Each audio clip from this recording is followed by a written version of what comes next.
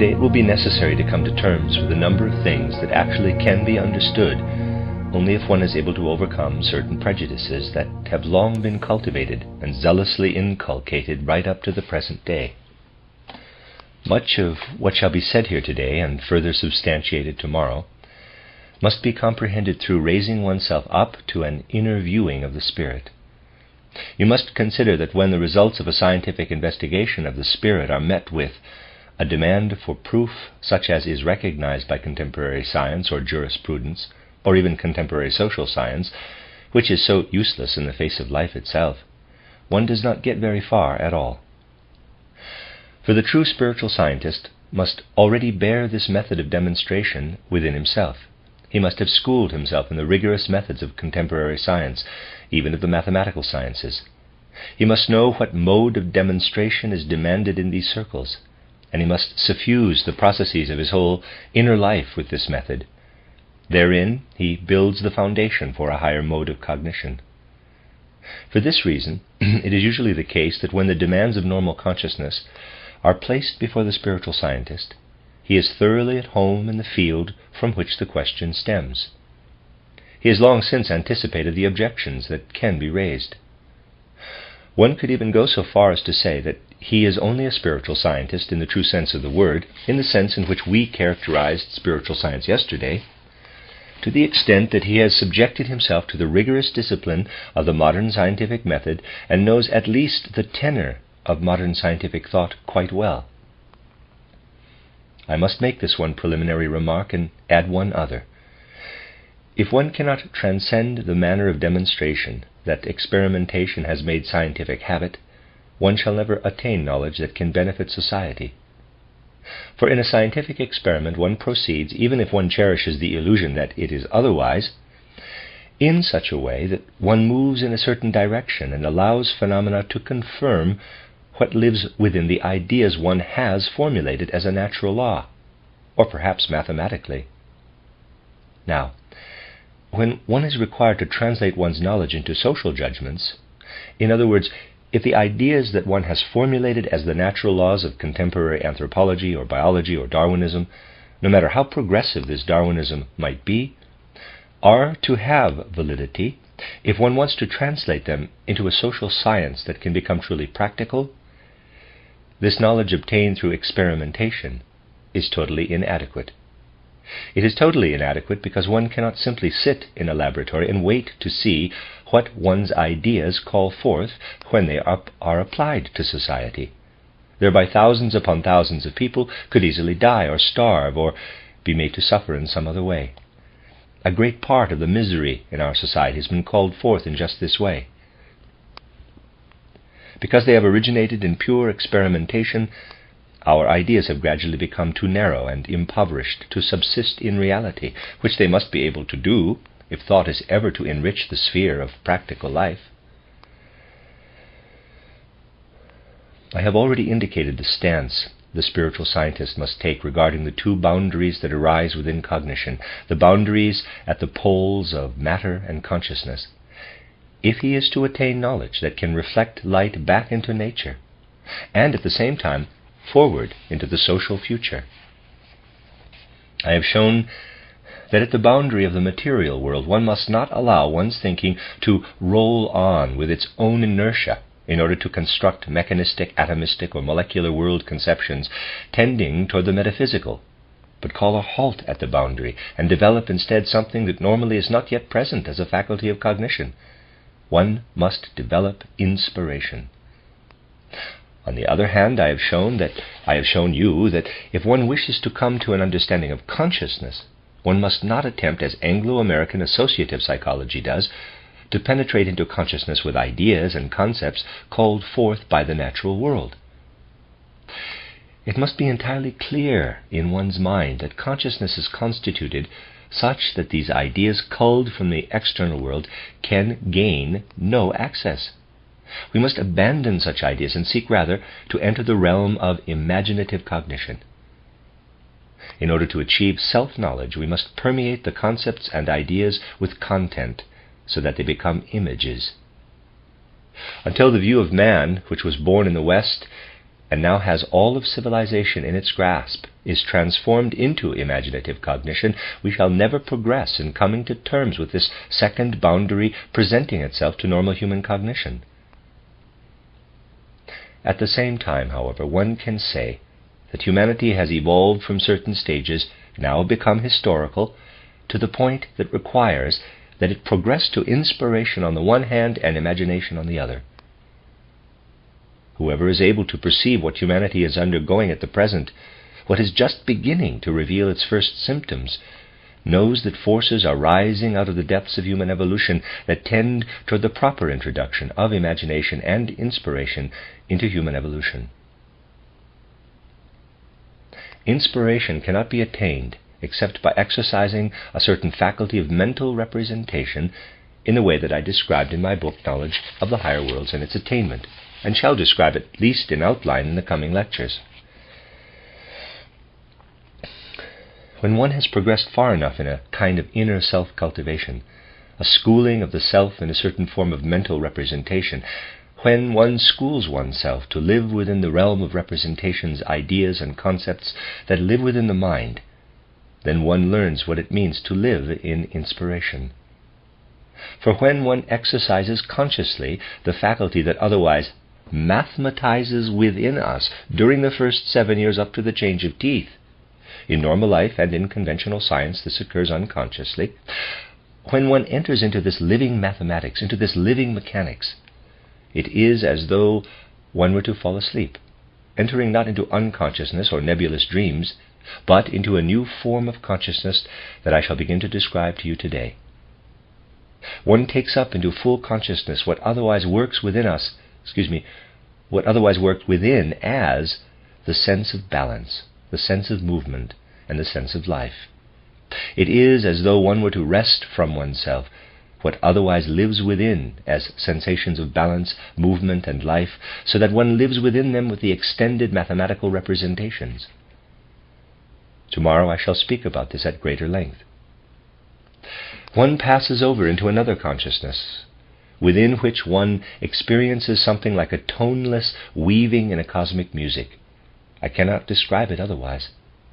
One unites with this weaving in a toneless music in a way similar to that by which one makes the physical body one's own through the activity of the ego in childhood. This weaving in a toneless music provides the other rigorously demonstrable awareness that one is now outside the body with one's soul spirit. One begins to comprehend that even in normal sleep, one's soul spirit is outside the body. Yet the experience of sleep is not permeated with that which vibrates when leaving the body consciously through one's own initiative, and one experiences initially something like an inner unrest that exhibits a musical quality when one enters into it with full consciousness. This unrest is gradually elucidated when the musical element one experiences there becomes a kind of wordless revelation of speech from the spiritual cosmos. These matters naturally appear grotesque and paradoxical to those who hear them for the first time, yet much has arisen in the course of cosmic evolution that first appeared paradoxical and grotesque, and human evolution will not advance if one wishes to pass over these phenomena only half-consciously or unconsciously. Initially, one has only a certain experience, an experience of a kind of toneless music. Then, out of this experience of toneless music, there arises something which, when experienced, enables us to comprehend inwardly a content as meaningful as that which is conveyed to us when we listen outwardly to a man who speaks to us via sensible words. The spiritual world simply begins to speak, and one has only to begin to acquire an experience of this. Then one comes to experience something at a higher level. One no longer only weaves and lives in a toneless music, and no longer merely perceives the speech of the supersensible spiritual world. One begins to recognize the contours of something that reveals itself within this supersensible world, the contours of beings. Within this universal spiritual speech that one initially encounters, there emerge individual spiritual beings, In the same way that we, listening at a lower level to the speech of another man, crystallize or organize, if I may use such trivial expressions, what reveals itself as his soul and spirit into something substantial. We begin to live within the contemplation and knowledge of a spiritual reality. This realm of the spirit replaces the vacuous, insubstantial, metaphysical world of atoms and molecules. It confronts us as the reality that lies behind the phenomena of the sense world. We no longer stand in the same relation to the boundary of the material world as when we allow conceptualizing to roll on with its own inertia, attempting to carry the kind of thinking developed through interaction with the sense world beyond the boundary. Now we stand in a relationship to this boundary of sense, such that the spiritual content of the world suddenly stands revealed there. This is one boundary to cognition. Ladies and gentlemen, humanity at this point in its evolution is yearning to step out of itself, to step out of the body in this way, and one can see this tendency exemplified quite clearly in certain individuals.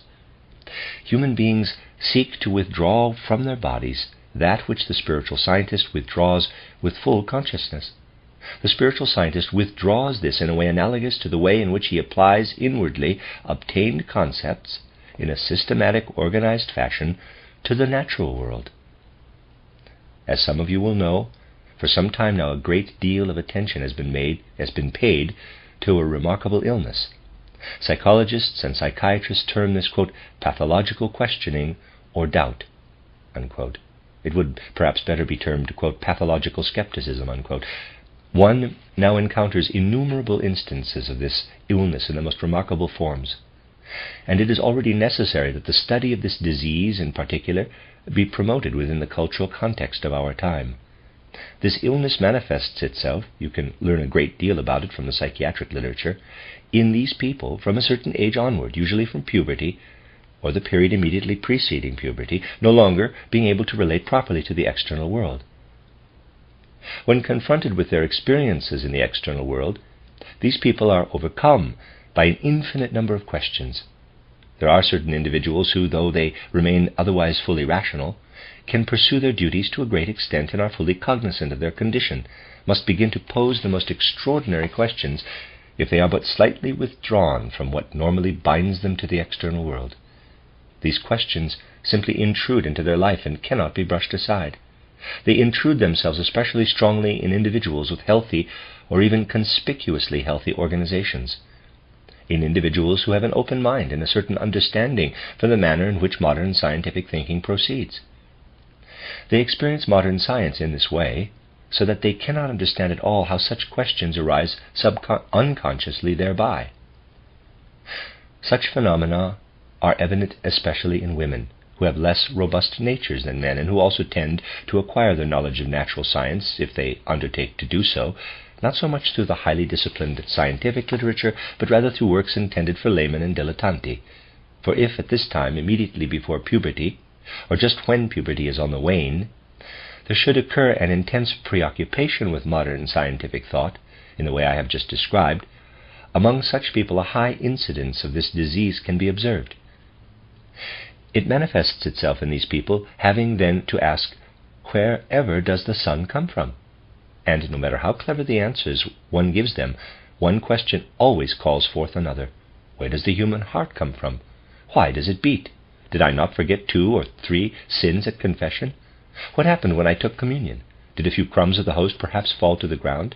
Did I not try to mail a letter somewhere and miss the slot? I could produce a whole litany of such examples for you, and you would see that all this is eminently suited to keeping one uneasy. Now, when the spiritual scientist comes to consider this matter, he feels himself right at home. It is simply a manifestation of the element in which the spiritual scientist resides consciously when he achieves an experience of the toneless musical speech of spiritual beings through inspiration. Those afflicted with pathological skepticism enter this region unconsciously. They have cultivated nothing that would enable them to comprehend the state into which they enter. The spiritual scientist knows that throughout the entire night, from falling asleep until waking, one lives in an element consisting entirely of such questions, that out of the sleeping state countless questions arise within one. The spiritual scientist knows this condition because he can experience it consciously. Whoever approaches these matters from the standpoint of normal consciousness, and seeks thus to comprehend them, will perhaps make attempts at all kinds of rationalistic explanations, but he will not arrive at the truth, because he is unable to comprehend the matter through inspirative cognition.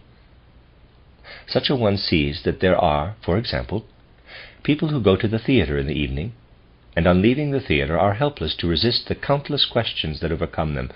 What is this actress's relationship to the outer world? What was that actor doing some previous year? What are the relationships between the individual actors and actresses? How was this or that flat constructed? Which painter is responsible for each? And so on and so on. For days on end such people are subject to the influence of this pesky questioner within. This is a pathological condition that one begins to understand only by realizing that these people enter a region the spiritual scientist experiences in inspiration by approaching this realm differently from those afflicted with this pathological condition. Persons in this pathological state enter the same region as the spiritual scientist, but they do not take their egos with them. In a certain sense, they lose their egos upon entering this realm. And it is just this ego that is the ordering faculty. It is the ego that is capable of bringing the same kind of order into this world as we are able to bring to our physical environment. The spiritual scientist knows that one lives in this same region between falling asleep and waking. Everyone who returns from the theatre actually is deluged by all these questions in the night while he sleeps. But due to the operation of certain laws, sleep normally spreads itself out over this interlocutor, so that one has finished with him by the time one awakes again. In order to perform valid spiritual research, one must bear into this region unimpaired judgment, complete discretion, and the full force of the human ego. Then we do not live in this region in a kind of super-skepticism, but rather with just as much self-possession and confidence as in the physical world. And actually all the meditative exercises that I have given in my book, Knowledge of the Higher Worlds and Its Attainment, are intended in large part to result in a greater ability to enter this region, preserving one's ego in full consciousness and in strict inner discipline. The purpose of a large part of the spiritual scientist's initial schooling is to keep him from losing the inner support and discipline of the ego while traversing this path. The finest example in recent times of a man who entered this region without full preparation is someone whom Dr. Husmann has characterized here in another context. The finest example is Friedrich Nietzsche. Nietzsche is, to be sure, an extraordinary personality. In a certain sense, he was not an intellectual at all. He was not your conventional scholar. With the tremendous gifts of genius, however, he grew out of puberty into scientific research. With these tremendous gifts, he was able to take in what the contemporary sciences can offer. That, despite having acquired this knowledge, he did not become a scholar of the conventional sort, is shown quite simply by the polemics of so exemplary a modern scholar as Willamowitz, who came out in opposition immediately after the appearance of the young Nietzsche's first publication. Nietzsche had just published his treatise, The Birth of Tragedy Out of the Spirit of Music, in which there resounds a readiness to undergo initiation, to enter the musical, the inspirative. Even the title reveals his yearning for the realm that I have characterized. But he could not. The possibility did not exist. In Nietzsche's time, a conscious spiritual science did not exist, but in giving his work the title, The Birth of Tragedy Out of the Spirit of Music, he indicated that he wished to come to terms with a phenomenon such as Wagnerian tragedy out of the spirit of music, and he entered further and further into this realm. As I said, Willamowitz immediately came out in opposition and wrote his polemics against the birth of tragedy, in which he completely rejected from his academic point of view what Nietzsche, unschooled but yearning for knowledge, had written. From the point of view of modern science, he was of course completely justified, and actually it is hard to understand how so excellent a thinker as Erwin Rodi could have believed a compromise was possible between this modern philology that Willamowitz represented and what lived within Nietzsche as a dark striving, as a yearning for initiation, for inspiration.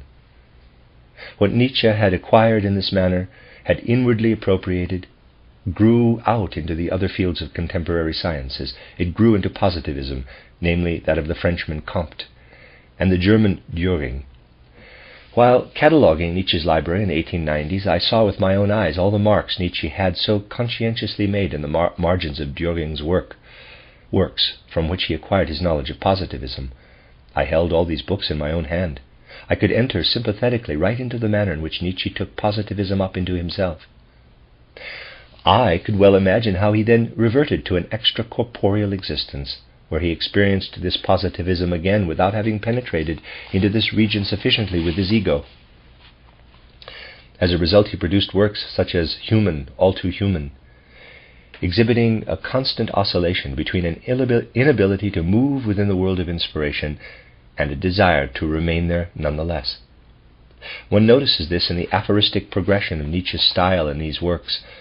Nietzsche strives to bring his ego into this realm, but it tears itself away again and again. Thus he produces not a systematic artistic presentation, but only aphorisms. It is just this constant self-interruption in aphorism that reveals the inward soul of this remarkable spirit. And then he rises to encounter that which has provided modern science, the contemporary physical sciences, with their greatest riddles. He rises up to encounter what lives in Darwinism, what lives in the theory of evolution, and attempts to demonstrate how the most complicated organisms have gradually arisen out of the most primitive. He penetrates into this realm, a realm into which I have sought in a modest way to bring inner structure and an inward mobility. You can follow this in the discussion of Haeckel in my book, The Riddles of Philosophy. Nietzsche enters this realm, and there emerges from his soul the notion of a kind of super-evolution. He follows the course of evolution up to man, where this notion of evolution explodes to create his Superman. In following this self-progression of evolving beings, he loses the content because he is unable to obtain the true content through inspiration. He is confined to the empty idea of eternal recurrence. Only by virtue of the inner integrity of his personality was Nietzsche able to avoid what the pathologist calls pathological skepticism. It was something within Nietzsche, a prodigious health that Nietzsche himself sensed underlying his debility, that asserted itself and kept him from falling prey to complete skepticism, leading him rather to contrive what later became the content of his most inspiring works. No wonder then that this excursion into the spiritual world, this striving to proceed from music to the inner word, to inner being, culminated in the most unmusical of ideas, that of, quote, the eternal recurrence of the same, unquote, and the empty, merely lyrical Superman. No wonder that it had to end in the condition that his physician, for example, diagnosed as an, quote, atypical case of paralysis, unquote. Yes, this man, who did not know Nietzsche's inner life, who was incapable of judging it from the standpoint of spiritual science, and confronted the images and ideas of Nietzsche's inner life as a mere psychiatrist without sympathetic understanding, this man found only an abstraction to answer the question posed by the concrete case before him. With regard to all nature, Du Bois-Reymond had said in 1872, ignoramus. Confronted with exceptional cases, the psychiatrist says paralysis, atypical paralysis.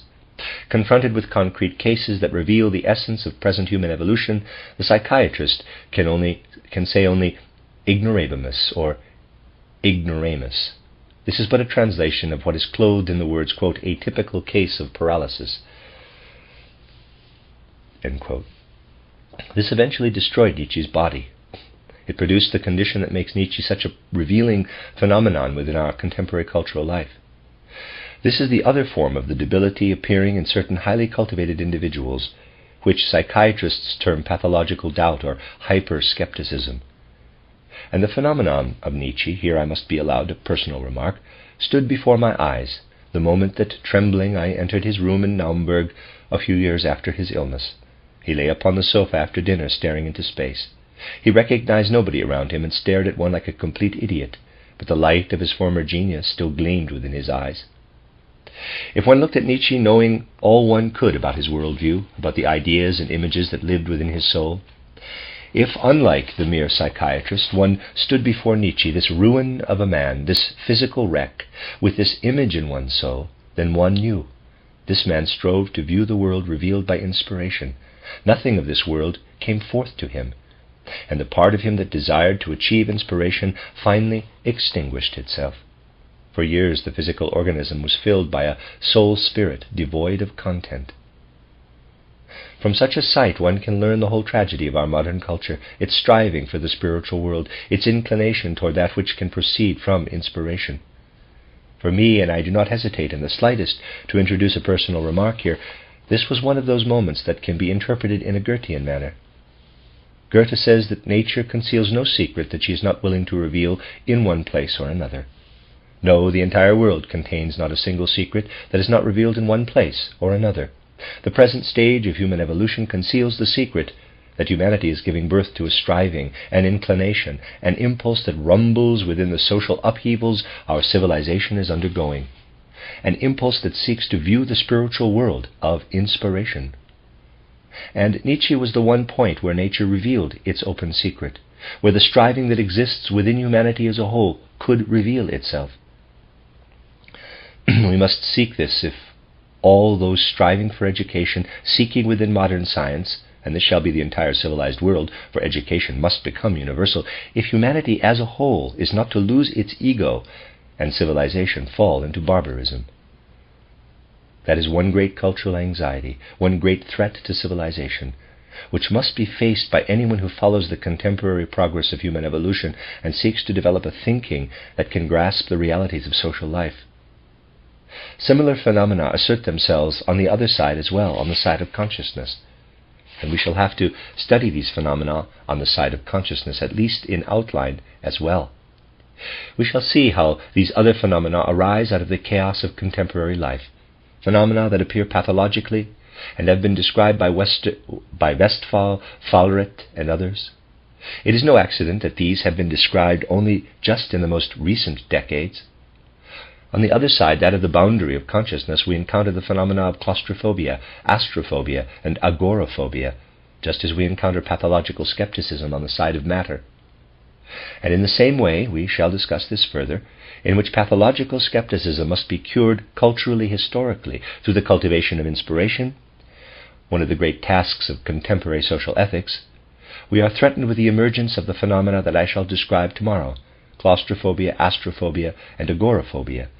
These emerge pathologically and can be overcome through imagination, which, when civilization has acquired it, shall become a social blessing for all humanity.